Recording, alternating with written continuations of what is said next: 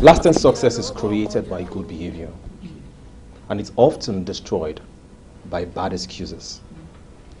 One thing you must bear in mind, which is the most important professional asset you need to keep, is our reputation. This bank's reputation. Now, we have a new client. It's Adams Jayola. I want you to go through this. Have this. Have this. Have this. Now, in fire, picture 10 1 picture client 1. Wow. Adams Jayola. When our information is contained in the file, what they allow one continue seeing gather. He is a complete package gentleman. Àmọ́ kíní kan ló bà ìjàwó ẹ̀ jẹ́. Apá ẹ̀ ó gùn ju ìtàn ẹ̀ lọ. He has a very possessive wife. Where are you coming from? Adams, what kind of mumba soroni? I said, where are you coming from? Or cat cut your tongue? Oh, you know, initially I thought I was the one with the problems. But later I realized that you are the one with the bigger problem. Because, Kokoba says she could listen to my boy. Todo mbangunyo, arwawata, ukikiawa koka kiribubaye. Because we mokota falota fabo. Toko feel the best thing for you to do is to walk out of the house. Because mama did roy. So if you to back balo, only go shall I for me. My darling, ṣé bí mo ṣe kúrò nínú ilé yẹn ò dáa ni? Ká máa wá pariwo mọ́ra wa kó wá pa. Oh really? So we just nílé kò dáa kọjá ká máa pariwo lórí. Torí mi mokota falota fabo. To feel the best thing for you to do is to leave the house. Men don't keep malice, and that is malice. Oh my God, I thought you might have slept over this now. Well, my dear, I am not a pretender. No, you know me well that I am not a pretender. Think about Shelley, oh pay me, can you trash her out? Can you trash her out? Can you feel no horror? Can you make a video? Go down. If you see no style, you can be fishing. Me raye, me imba okoni weary. He got to about to tell me, Lord, can soko tosi beni. Oh, funny go. All right. In that case, I am very, very sorry. Uncle, sorry is not enough. Yes. Sorry is not enough. You know what I'm trying to you just can't be sorry. You can't just keep telling me you're sorry. I've been calling you since you left the house. I called. Did you pick my call? No. But send message here. Oh, they were online. Oh, online. Okay. Are you not amazing? Okay. I don't know what to say again. Once again, I am very, very sorry. Oh well, sorry is not enough. In matters like this, sorry is not. I'm not taking your sorry. For real? You trash it out. And you won't walk out on me again. You will not. You will not walk out on me. You will not walk out on me. You will wait. I will try to walk out on me. But come to think of it. Báwo lèèyàn ṣe máa lówó tó Mr. Adams Jayola yẹn tó jẹ́ pé báǹkì ẹyọ kan ló máa lò? Àbí kí ló feel? Ṣùgbọ́n orí yẹn sọ, ó ṣòro gbàgbọ́ lóòótọ́. But I think Ọ̀túnba holds him in high esteem. Because kí ló dé tí irú Ọ̀túnba yẹn máa bọ̀wọ̀ fún? It's absurd, I don't know. Èmi náà ń rò bẹ́ẹ̀. There should be more to it. Mo rí rẹ̀. Ó sọ̀rọ̀ ni. Ṣọ́rọ̀ yóò kàn ẹni. Ṣé ọ̀tọ̀ tí ẹnì kan tẹ̀mí rọ̀? I'm just wondering, kí ló ṣẹlẹ̀ tí Toyib fi assign ọ̀rọ̀ máa nìyẹn fún àwọn mẹ́tẹ̀ẹ̀ta? Ó tún wá sọ pé promotion àti increase in percentage ó wà. I'm confused. There is actually more to it. I think we need to find out what it is. I need to find out. Mi ò ní nǹkan kan tí mo fẹ́ find out. Ẹ̀yin méjèèjì yẹn máa find out while I enjoy the percentage. Ọ̀rọ̀ percentage yẹn gangan òun ni mo like. So money is important, right? That's what percentage yẹn gan ló ṣọ́ọ̀jù. Mo ń jáde o, ṣé ẹ jẹun ẹ rà kọ́kọ́? Madam, oya. Bọ̀bọ̀ gbà bá mi jáde. Gbà dání kó bá mi charge ẹ o. Ṣé wọ́n ti kúlà mi yẹn? Mo ń jáde ni o. Bọ̀bọ̀ charge fún un. Kúlà mi yẹn jọ bá mi fọ kó jẹ́ kátẹ́gùn fẹ́ sí. Bá mi fún lówó wa bá mi ra rice lọ́dọ̀ àjẹ́. Kó bá ra rice àtẹwà. Kò dẹ̀ rẹran àtẹyìn sí. Ṣé o mọ̀ kan ra kó pọ̀ àjọ máa jẹ. Ṣòbó lábọ̀ tiẹ̀. Ẹni ò kó ra ló tiẹ̀. Okay. Ẹ̀yin kọ́ ṣe jẹun. Èmi ti wà okay. I trust him. Ẹ jẹ́ fi ẹyin sí méjì. Honestly, tí bá ń ṣe pé ọ́fíìsì kan náà lájọ wà á ti nù ẹ́ kó tiẹ̀ fẹ́ rí ìwọ sójú ara kò fẹ́ gbọ́ rẹ̀ ó ètè gan. Àǹtí ìwọ gangan ló ètì ó sì láìkì. ṣe bẹ́ẹ̀ rí pé àgbàlagbà ní kẹ́ tó máa ránṣẹ́. Ó sì láìkì. Àló láìkì mi jù wọ lọ. Èmi náà fura náà orí òpè ẹ̀ ta ló láìkì èmi gan ètì ẹ̀ ṣèbí kíní lásán ni ordinary cleaner dẹ̀ máa gàgàrà ìwọ ló onírònú because wẹ́ẹ́ kó tún ti kàwé mọ́ mi èmi tí wọ́n ti senior gbogbo wa ń sìn tó máa fi rún láṣẹ mákẹ́tà bí àwọn oní BSc ká tó sọ̀rọ̀ méjì oní MSc oní DCC oní UCC òun nìyẹn ọlọ́run yẹn fi yẹn máa bí a padà lọ ṣiṣẹ́ mi.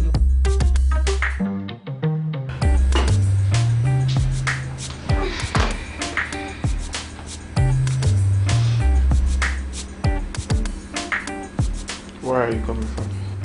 Dipo, see, I had a very long day. Please, tonight is not the time for your question and answer session. I have a very big task ahead of me. Joe. Sori ẹ pé ṣá. Sori ẹ pé ṣó mọ nǹkan tó ń sọ ṣá. Èmi béèrè lọ́wọ́ ẹ̀ pé níbo ló ti ń bọ̀ láti àárọ̀ àná tó ti kúrò nínú ilé yìí. Wọ́n sọ fún mi pé you are not ready for all my question and answer whatever àbí kí tiẹ̀ ló sọ náà. Kí ni problem ẹ̀? Ṣó wà okay ṣá? Oh, do you think I'm joking with you? Okay. Ibi iṣẹ́ tí mo dágbére fún ẹ pé mò ń lọ náà ni mo ti ń bọ̀. I see. Mi ò mọ̀ pé ẹ ti ń ṣe overnight ní ibi iṣẹ́ yín. Mo mọ̀ pé ẹ ti ń ṣiṣẹ́ 24 hours. Ó bá ti sọ yẹn fún mi. You are very stupid. You are very, very stupid. Dúró, ṣé wọ́n nìkan ló máa kọ́kọ́ jẹ́ kàyà ọmọ? Or rather, kàyà ìdí. Kí ni problem ẹ náà? Kí ni problem ẹ? Ibi tó lọ ni mo fẹ́ mọ̀ òun dẹ̀ ni kò sọ fún mi. I'm not a fool. So Dipo, that gave you the liberty to call me stupid. I can say that over and over. Over and over again. Ṣé mo kò ti fẹ́ mi sílé? So? You don't have any right to call me stupid. You're not married to me. Ṣé mama call me stupid? I don't care. See, ibi tó lọ òun ni mo fẹ́ gbọ́ òun dẹ̀ ni mo fẹ́ kó sọ fún mi sìn. Down for your crap. Àkóbá dábàá máa lọ sún mọ́ mi o. Àtijọ́ àti mú máa lọ kó bá mi o. Ọ̀sùn yìí ṣe kókó, ọ̀sùn yìí ní kókó. Àtijẹ́ ló bọ̀ ọmọ jẹ́ o. Ọ̀gá ò gbọ́dọ̀ gbọ́, iṣẹ́ ò gbọ́dọ̀ gbọ́. Ohun tá a ṣe tí lè fi jóná ayé ò gbọ́dọ̀ gbọ́. Ìpàdé àwọn òṣèlú ni mo wà tó ti pè mí náà. Mo ní láti post wọn kí n sáré wá rí ẹ kí n lè gbọ́ nǹkan tó fẹ́ sọ. Ọ̀túnba ẹ má bínú ṣé mo pé tí n bá pè yín bẹ́ẹ̀ yẹn ẹ lè má fẹ́ wá.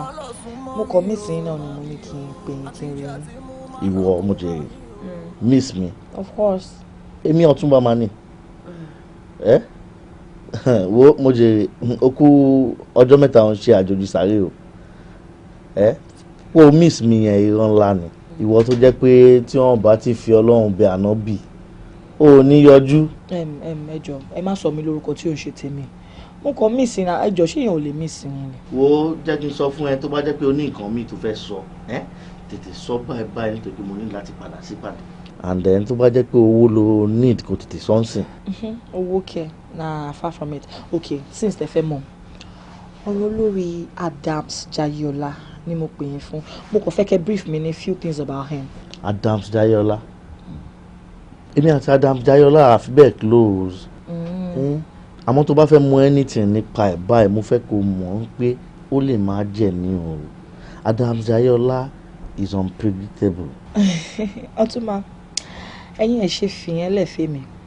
Nǹkan tí mi fẹ́ mọ̀ ní kẹ́ sọ fún mi ẹ má bọ́dà nípa bóyá wà predictable or unpredictable. Just leave that for me. Mo mọ bí mo ṣe máa handle ẹ ṣe gbọ́.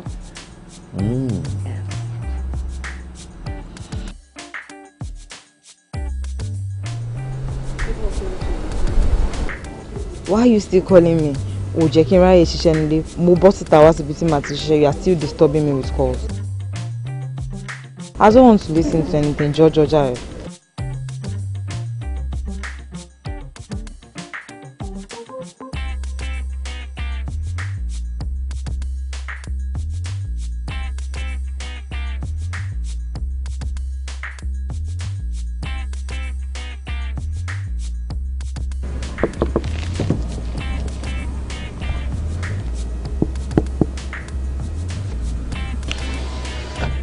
Adams Jayola.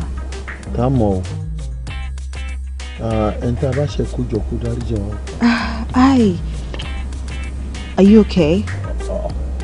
Did I call 911?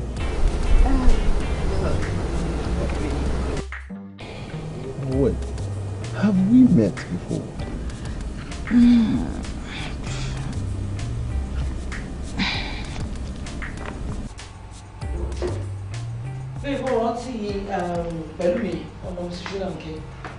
What about her? Well, what is she told to serve? What I need the iṣẹ́. But they want to pay vacancy in the company, you know. So when you come, mamu work, I better show lodwe. Without my consent?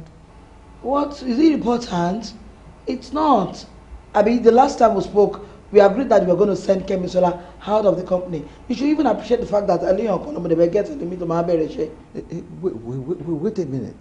Ìgbà wo lèmi àti ẹ jọ agree pé ká jọ léyàn? Are you not amazing? No, I don't understand. Ìjọ́ wo lèmi àti ẹ jọ agree? Oh, are you telling me ipe o ti ilé ọmọ yẹn?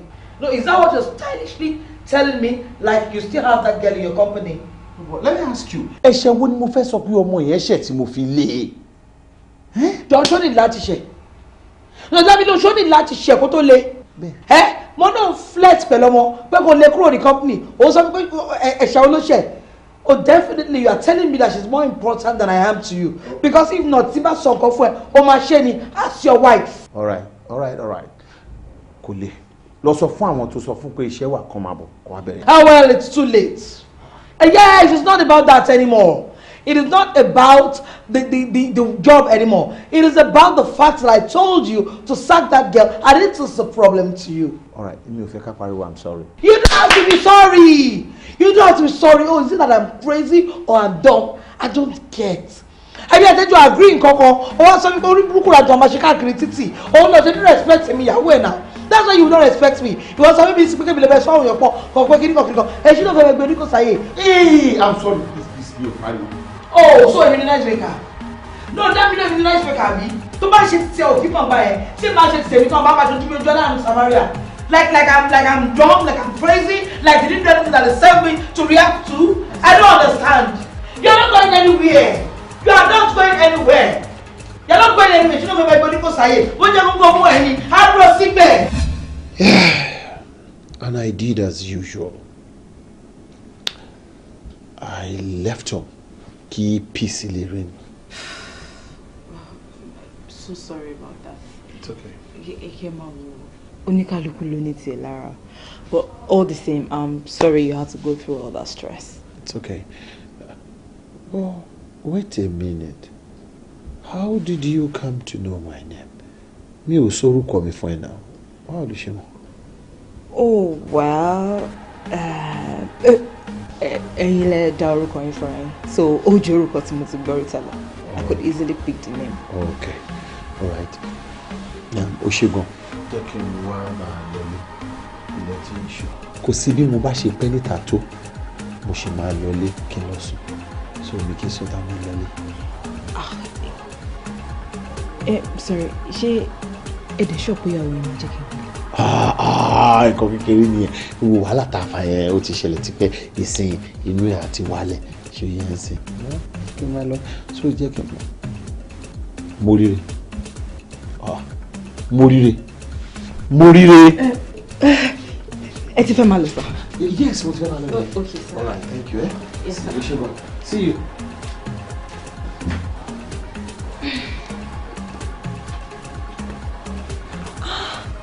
Kí ló máa ṣe é náà? Mi bá tiẹ̀ ti ṣe nǹkan tó yẹ kí n ṣe ń sìn. Àbí kí n tẹ̀lé wọn ni? Kò wà professional. Ojú ẹ̀ ọkọ rẹ̀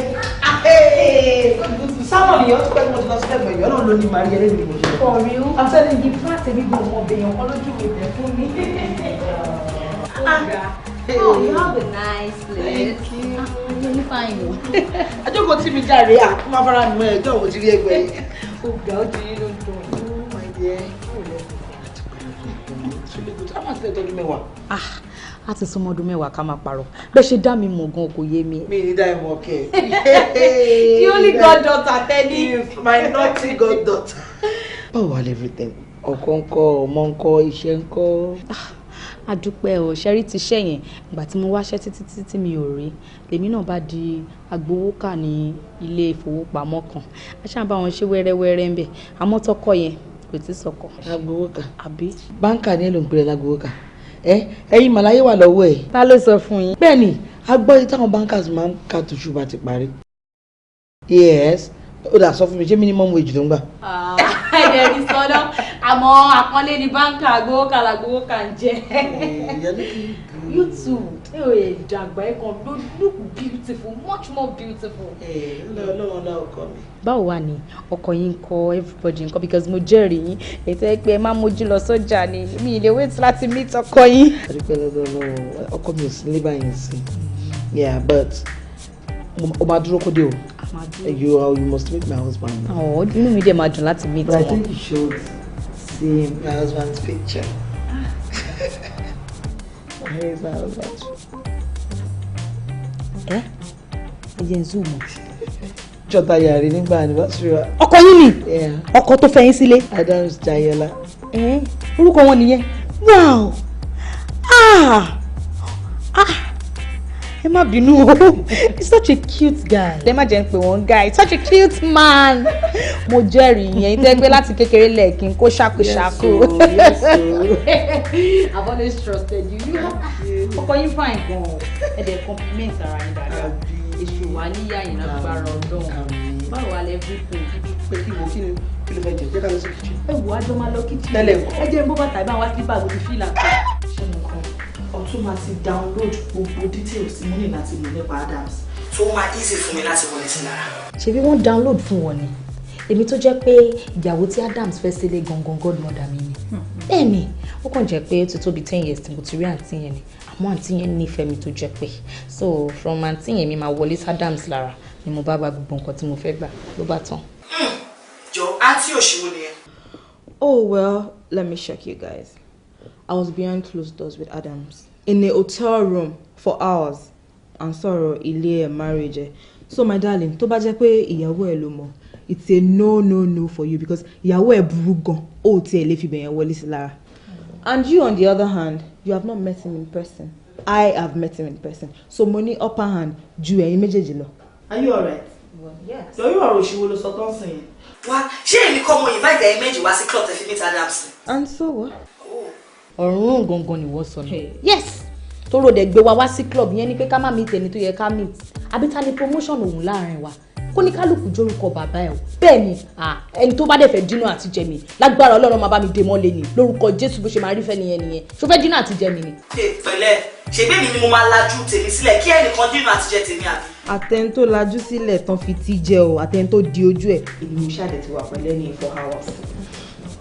mo pe bá máa kọ fún wa kan. bóyá kó lọ sísàlẹ̀ kó lọ bá.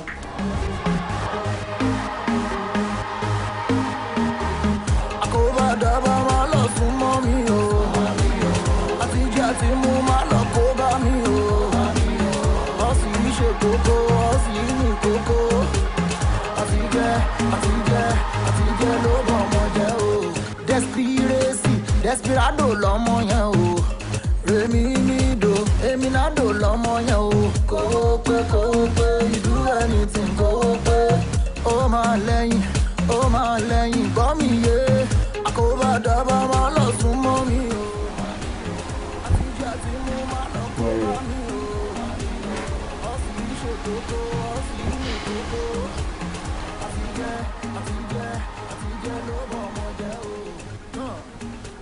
Babe, what is wrong with you?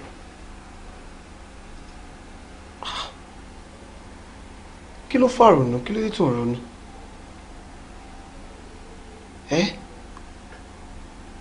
Tèmi àti ẹ bá ti ẹ̀ jà, ṣé bá máa parí ẹ̀ ni? Àbí tá a bá parí ẹ̀ ìgbà wo la tó fẹ́ jà mí? Mo wà nínú yàrá ń bẹ̀ yẹn, mo wá ìtì lórí bed. Mo wá wẹ̀ mi bá and you're here thinking, what is wrong? Will you please talk to me?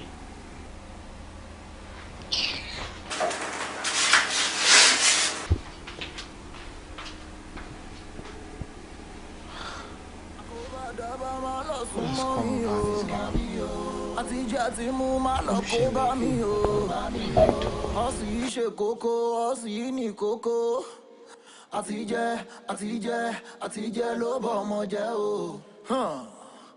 Ọ̀gá ò gbọ́dọ̀ gbọ́, iṣẹ́ ò gbọ́dọ̀ bọ́.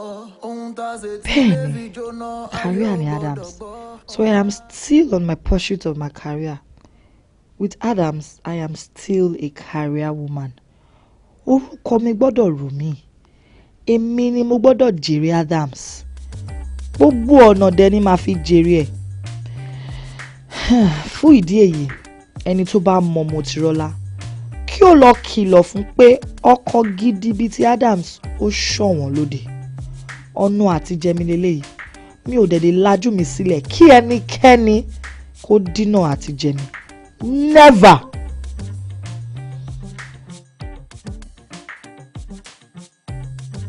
My darling, kò máa fọ́nì tó bá rí wọn ṣe ń ṣe wo abẹ́lẹ̀ jayán lásán làwọn yẹn ojú wọn lórí báyìí ètè wọn ò lè kàn. I love my wife.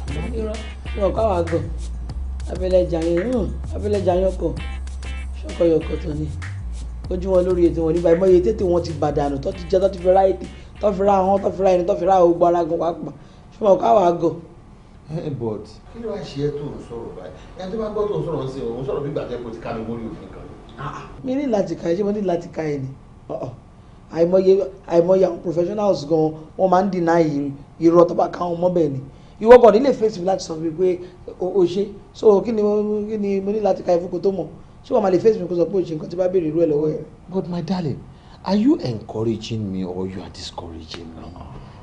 Encourage me now. I need the encouragement. Mr. Adams, encouragement kẹ́ irọ́ o kí la fi máa encourage yìí fún kí la ń bá a ká. Ẹ gbà mí kí la ti ẹ̀ ń sọ tó fi kan gbogbo eléyìí náà. Let me ask you a question. Can't we just have a nice day all through? Hello, aren't we having one already? Àjà náà ṣe bá jọ ń fọ̀rọ̀ dọ́ àjọ ń jomi tó rọrọ̀ ni àjọ ń dọ̀wẹ̀ kẹ́ ni náà. I don't send the message say.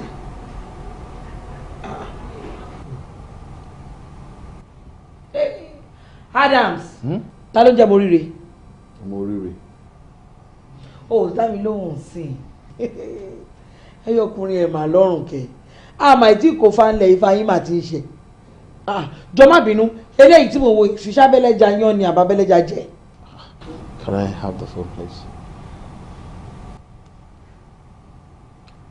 Ìyàwó mi kí leléyìí kọ tó fi jọ bí pàm fẹ́ra wa kí ló kọ síbí. Ó dìgbà tó bá kọ I love you síbẹ̀ ẹ̀ tó mọ̀ pé ń fẹ́ra yín. Ṣọ kó pònú lé mi. No, I don't understand shortwave communications or I can't read the handwriting on the wall. So I'm a child to you, like I'm a fool.